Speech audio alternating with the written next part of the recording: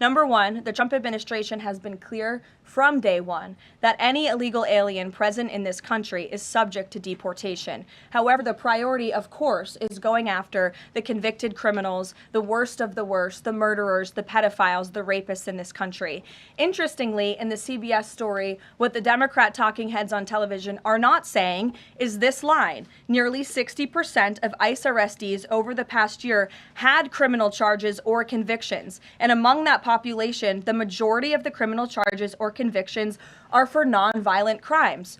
Oh, well, what are nonviolent crimes, you ask? This has coincided with what DHS has been saying all along, that approximately 70% of illegal aliens arrested under President Trump have pending criminal charges and or prior convictions. And these so-called nonviolent crimes, drug trafficking, distribution of child porn, burglary, fraud, DUI, embezzlement, solicitation of a minor, and human smuggling, just to name a few. So just because a crime is not violent in nature doesn't mean that crime is victimless. And I can guarantee every single person who is out there on television right now pointing to these statistics that were taken out of context by CBS News would not want an illegal alien convicted of the distribution of child porn or fraud or DUI living in your community. So the Trump administration will continue our focus on deporting all illegal aliens present in our country with a focus on the worst of the worst criminals. Thank you for being here. Gabe. Karoline, thank you. And thank you for the update on our colleague Savannah Guthrie's mother. Is there anything more you can share? You said the president was reviewing that surveillance footage. What was his initial reaction when seeing those disturbing images? And does he believe that that suspect acted alone?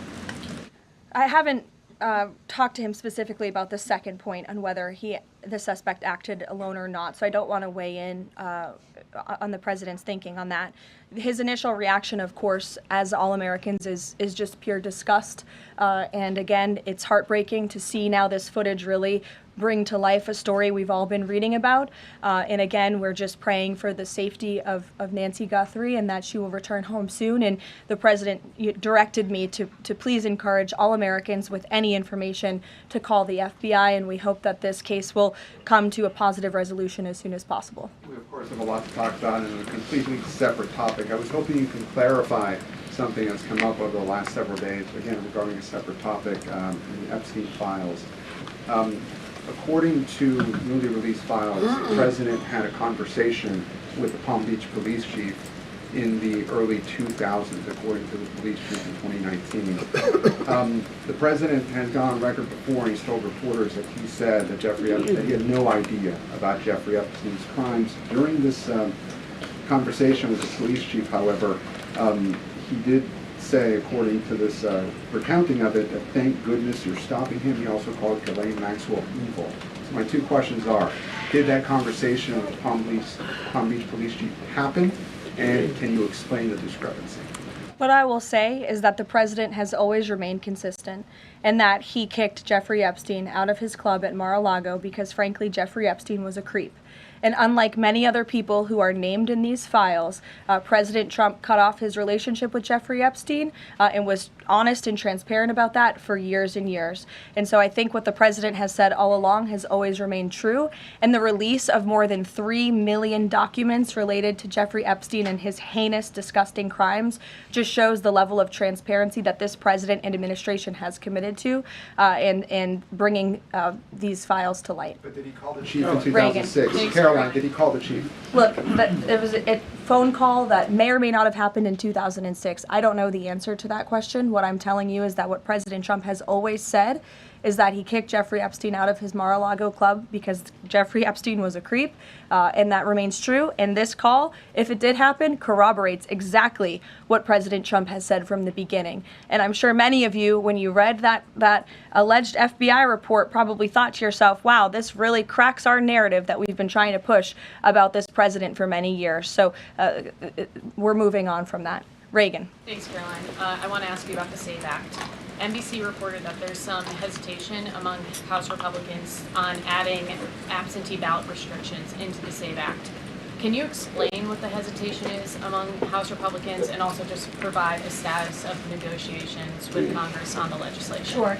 I can't speak for House Republicans, Reagan. I can obviously speak for the president, who is quite possibly the strongest supporter of the Save America Act, which, as you know, would require proof of citizenship to register to vote. It would require proof of identification, a photo identification before casting a ballot, and it would also ensure that there are exceptions made. I think that's what you're alluding to with these conversations with House Republicans for reasonable requests, of course, for our military, for individuals who are disabled and cannot make it to the polls. Those are reasonable, common sense things that I believe House Republicans are discussing amongst themselves.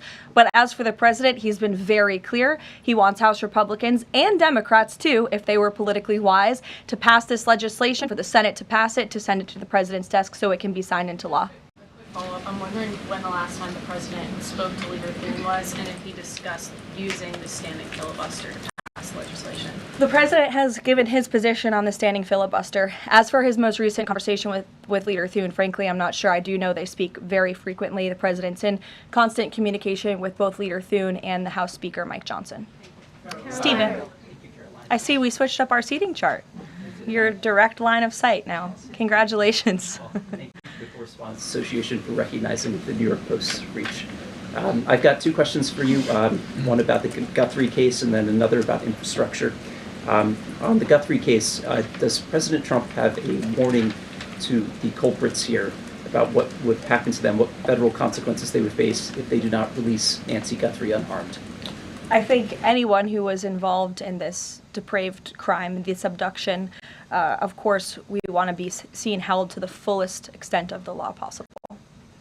And on infrastructure, can you explain why President Trump asked Chuck Schumer to help him rename Penn Station and Dulles Airport after himself? Why is he interested in having his name on those two buildings?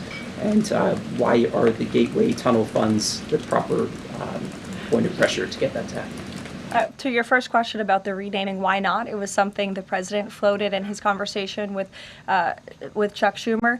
As for the funding, the president has addressed that separately himself. Caroline. Danny. Thanks, Caroline. Today, the vice president's account posted and then deleted a tweet about the Armenian genocide. And then last week, President Trump's Truth Social account posted and then deleted a racist video about the Obamas. And the White House again blamed that on a staffer. I wanted to ask you, does the White House have a social media problem at the moment? Do you have an auto-posting problem that's leading to these mistakes? No. As for the Armenian tweet that you're referring to, I would just refer you back to the White House's message that was issued on Armenian Remembrance Day, and there's been no change of policy at this time.